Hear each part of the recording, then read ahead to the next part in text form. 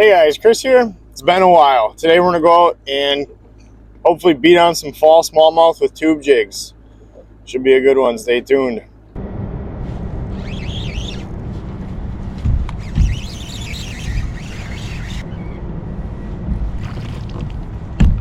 we go.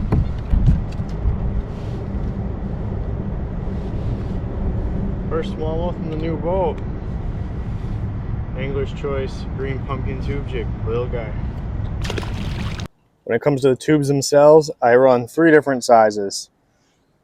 Fall, or I'm targeting big fish, or just want something a little bit different, I'm gonna go with this 3.75, 3.5 and other brands. This ammunition tube from Angler's Choice is a 3.75. 2 3/4 is also an Angler's Choice ammunition tube Green Pumpkin. This is the one I was actually using today. And this one's kind of an oddball. This is a 2 1/4 from Casting and Tackle. If you just want to look small or be finessey, it's the way to go. These Angler's Choice tubes though, these are the real deal. Every end is cut perfectly on them. You don't have to sit there with the scissors and trim your tube up. Nice premium material. They last long, but they're still soft. Fantastic tubes.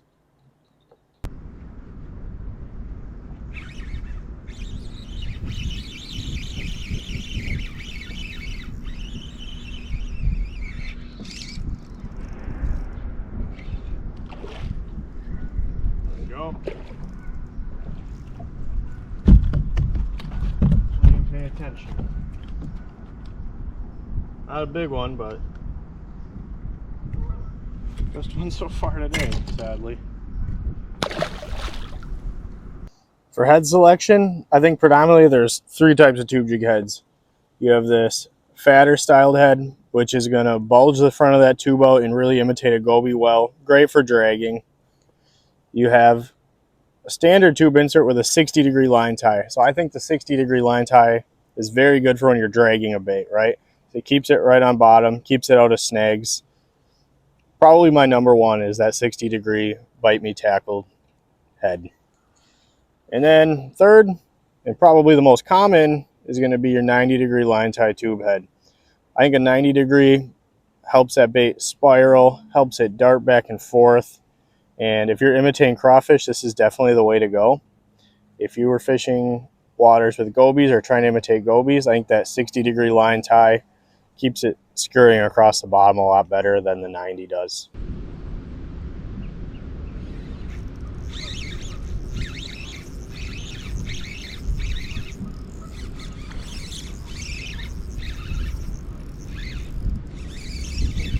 Hooked up on a better one finally. There we go.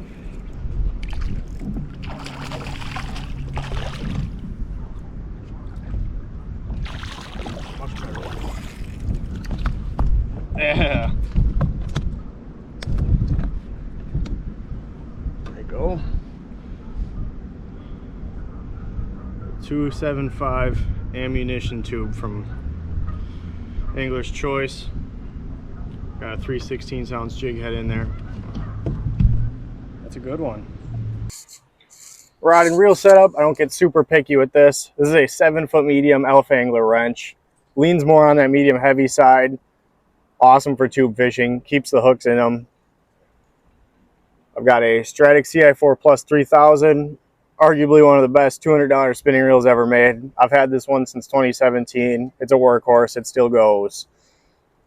12-pound Sunline SX1, 10-pound fluorocarbon leader, and then just right down to that tube. So this one in specific is a 2 3/4 Angler's Choice ammunition tube in Green Pumpkin, and I was rocking a 5/16 ounce bite me tackle insert in there.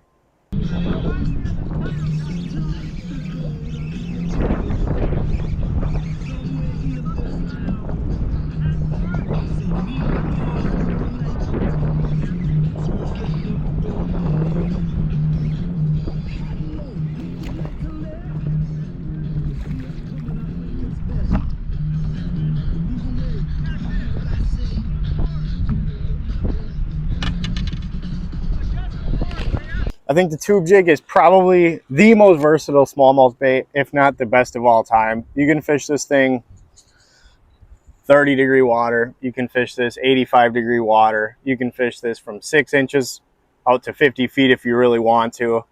As far as insert size, most people are going to tell you go as light as possible. I'm going to say it depends what you're doing.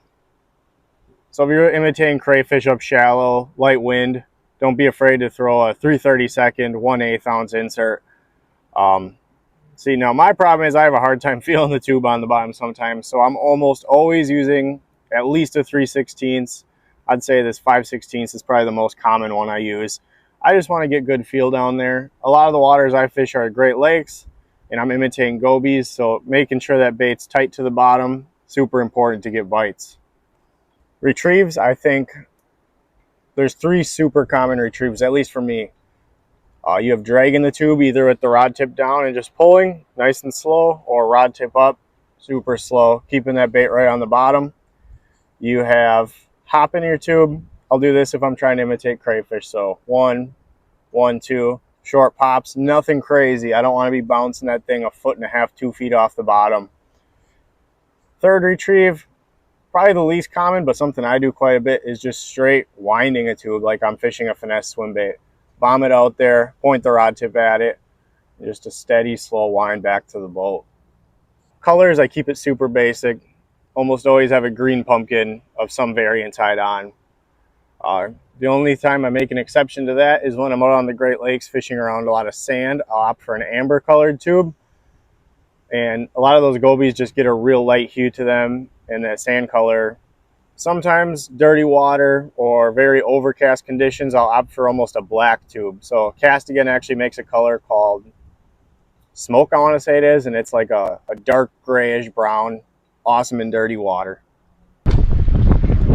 So right here I actually had a fish pull my tube off of the snag for me. This is something that honestly happens pretty often when you're fishing tubes and Ned rigs. Always a nice surprise.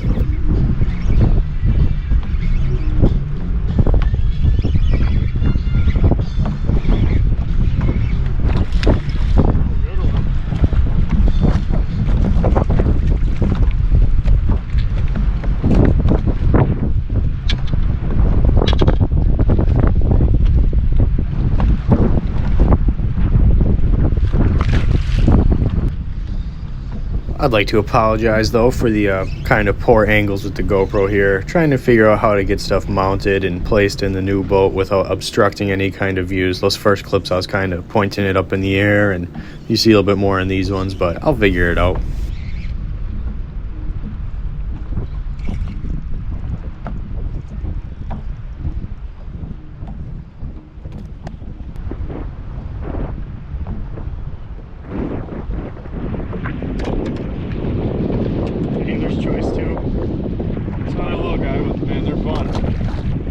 Well, if you enjoyed the video, guys, be sure to like and subscribe. I know I've been a little MIA for a while, and I'm in a different boat now. So I bought this Triton a couple of weeks ago. Had some troubles getting her going and running, just getting things set up and taken care of. Still a lot of work to do, but we're back on the water and we're fishing. So until next time, guys, see ya.